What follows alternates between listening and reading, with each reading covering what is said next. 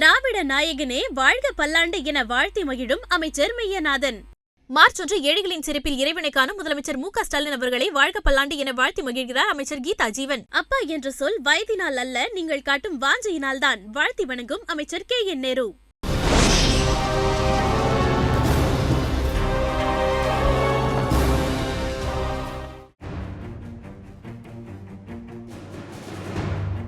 அமெரிக்காவும் இஸ்ரேலும் இணைந்து இன்று ஈரான் மீது ஆரம்பித்துள்ள யுத்தத்திற்கு ஆபரேஷன் எபிக் ஃபியூரி என்று பெயரிட்டுள்ளது பென்டகன். ஈரான் ஒன்று சரணடைய வேண்டும் அல்லது சாக வேண்டும், இப்படி பிரகடனம் செய்துதான் ட்ரம்ப் யுத்தத்தை ஆரம்பித்துள்ளார். ஈரானும் மிக கடுமையான பதில் தாக்குதலை மேற்கொண்டு வருகின்றது. யாருமே எதிர்பாராத அளவுக்கு ஈரானின் தாக்குதல்கள் மிக மோசமாக இருப்பதாக வளைகுடா ஊடகங்கள் தெரிவிக்கின்றன. இந்த நிகழ்ச்சி தயாரிக்கப்பட்டுக் கொண்டிருக்கின்ற நேரத்தில் வடக்கு இஸ்ரேல் மீது புதிய பாலிஸ்டிக் ஏவுகணை தாக்குதலை ஈரான் ஆரம்பித்துள்ளதாக அங்கிருந்து கிடைக்கின்ற தகவல்கள் தெரிவிக்கின்றன. இஸ்ரேலின் பல இடங்களிலும் குண்டுச் சத்தங்கள் கேட்டுக்கொண்டிருப்பதாகவும் தெரிவிக்கப்படுகின்றது. இன்று பல டசின் ட்ரோன்கள் மூலம் இஸ்ரேல் மீது தாம் தாக்குதலை மேற்கொண்டதாக ஈரான் கூறியிருந்த நிலையில் இந்த புதிய தாக்குதலை ஈரான் சற்று முன்னர் ஆரம்பித்திருக்கின்றது. அமெரிக்காவும் இஸ்ரேலும் இணைந்து ஈரான் மீது இன்று மேற்கொண்ட தாக்குதலுக்கு பதிலாக ஈரான் வளைகுடாவின் பல பகுதிகள் மீதும் கடுமையான தாக்குதல்களை நடத்தியிருந்தது. பஹ்ரைன், குவைத், கட்டார் மற்றும் ஐக்கிய அரபு அமீரகம் போன்ற இடங்களில் உள்ள அமெரிக்க தளங்களை குறிவைத்தும் ஈரான் கடுமையான தாக்குதல்களை நடத்தி வருகின்றது. அந்த பிராந்தியம் முழுவதிலும் உள்ள அமெரிக்க தளங்களை பாலிஸ்டிக் ஏவுகணைகள் கொண்டு தாம் மிக கடுமையாக தாக்கி வருவதாக IRGC தெரிவித்துள்ளது.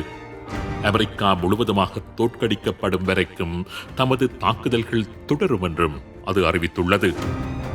வளைகுடா பிராந்தியத்தில் உள்ள அமெரிக்க நலன் சார்ந்த இடங்கள் அனைத்தும் தமது இலக்குகளாக இருக்கும் என்றும் அது எச்சரித்துள்ளது.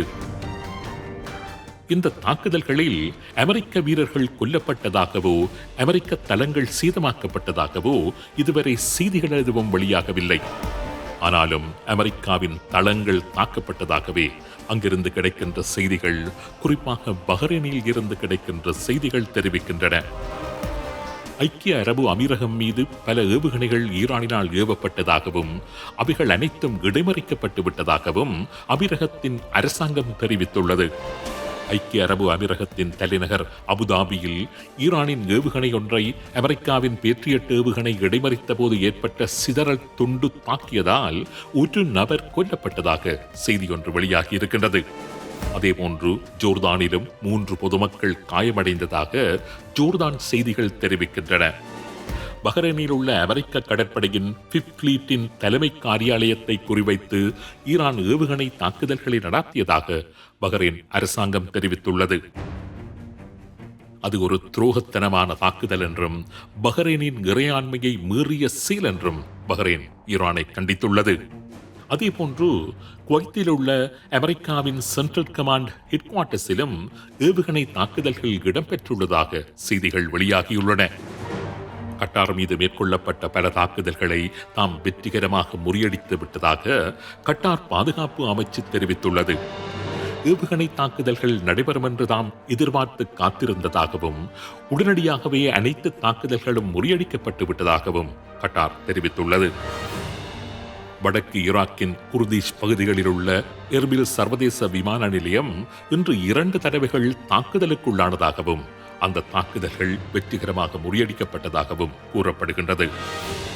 அதேவேளை ஈராக் தலைநகர் பக்தாத்துக்கு தெற்காக அமைந்துள்ள ஜுர்ஃப் அல் ஷக்கார் என்ற பிரதேசத்தில் அமெரிக்க விமானப்படை மேற்கொண்ட தாக்குதலில் ஈரானின் துணை ராணுவ குழுவான அஷித் சபாயின் 2 உறுப்பினர்கள் கொல்லப்பட்டதுடன் மேலும் 4 உறுப்பினர்கள் காயமடைந்துள்ளதாக தெரிய வருகின்றது. இஸ்ரேல் இன்று மேற்கொண்ட தாக்குதலின் இலக்கு ஈரானின் முக்கிய தலைவர்களை குறிவைத்ததாக இருந்ததாக இஸ்ரேல் தரப்பு தெரிவித்துள்ளது. குறிப்பாக ஈரானின் ஆன்மீக தலைவர் ஆயத்துல்லா அலி கமேனி மற்றும் ஈரானின் ஜனாதிபதி மௌசூத் பெசஸ்கியான் போன்றவர்கள் உட்பட ஈரானின் முக்கிய தலைவர்களை குறிவைத்து இஸ்ரேலின் ஆரம்பகட்ட தாக்குதல்கள் இருந்ததாக கூறப்படுகின்றது. அவர்களது தற்போதைய நிலை பற்றிய தகவல்கள் இதுவரை வெளியாகவில்லை. அயத்துல்லா கமெனி ஏற்கனவே டெஹரானை விட்டு வெளியேறி பாதுகாப்பான ஒரு இடத்திற்கு நகர்ந்து விட்டதாக ஈரானிய அதிகாரிகள் சர்வதேச ஊடகத்திடம் கூறியிருக்கின்றார்கள். அதேவேளை ஈரான் ராணுவத்தின் பல உயரதிகாரிகளும் அரசியல் தலைவர்களும் அமெரிக்க இஸ்ரேல் தாக்குதலின் முதல் சில மணி நேரங்களில் கொல்லப்பட்டு விட்டதாக ராய்ட்டர்ஸ் செய்தி நிறுவனம் செய்தி வெளியிட்டுள்ளது. குறிப்பாக ஈரானில் புதிதாக உருவாக்கப்பட்டிருந்த பாதுகாப்பு சபையின் பொதுச் செயலாளர் அலி ஷம்கானி மற்றும் ஈரானின் தேசிய பாதுகாப்பு சபையின் பொதுச் செயலாளர் அலி லரிஜானி போன்றவர்கள் இன்றைய தினம் இஸ்ரேலினால் குறிவைக்கப்பட்டிருக்கலாம் என்று கூறப்படுகின்றது. ஆனாலும் உத்தியோகபூர்வமான தகவல்கள் எதுவும் இந்த நிகழ்ச்சி தயாரிக்கப்படுகின்ற வரையிலும் வெளியாகவில்லை. ஈரானின் ராணுவ நிலைகளுக்கு அருகில் வசித்து வருகின்ற ஈரானிய மக்கள் உடனடியாக அங்கிருந்து அகற்று செல்ல வேண்டும் என்று இஸ்ரேல் அறிவித்துள்ளது. ஈரானின் ராணுவ நிலைகளுக்கோ அல்லது ஆயுத களஞ்சியங்களுக்கோ அருகில் தொடர்ந்து இருப்பது ஆபத்து என்றும் உடனடியாக அங்கிருந்து வெளியேறி பாதுகாப்பான இடங்களில் தங்கியிருக்குமாறும் இஸ்ரேல் அறிவித்துள்ளது. வளைகுடா யுத்தம் நாம் நினைத்ததை விட கடுமையானதாக இருக்கின்றது. ஈரானின் பதில் தாக்குதல்கள் எதிர்பார்த்ததை விட மிக கடுமையானதாக இருந்து வருவதாக சில மேற்குலக ஊடகங்கள் கூறுகின்றன. ஈரானின் ஆட்சி அகற்றப்பட்டு ஈரானிய ராணுவம் சிதைக்கப்படும் வரை தாக்குதல்கள் தொடரும் என்று இஸ்ரேலிய பிரதமர் பெஞ்சமின் நெதன்யாகு கூறி வருகின்றார். ஈரானின் ராணுவம் சரணடையும் வரை தாக்குதல்கள் நிறுத்தப்பட மாட்டாது என்று ட்ரம்ப் கூறுகின்றார். அமெரிக்கா மத்திய கிழக்கில் இருந்து தோற்று ஓடும் வரைக்கும் தாம் போர் புரிய போவதாக ஈரானின் IRGC கூறுகின்றது. இதில் யார் கூறுவது நடக்கும்? காலம்தான் இதற்கு பதில் கூற வேண்டும்.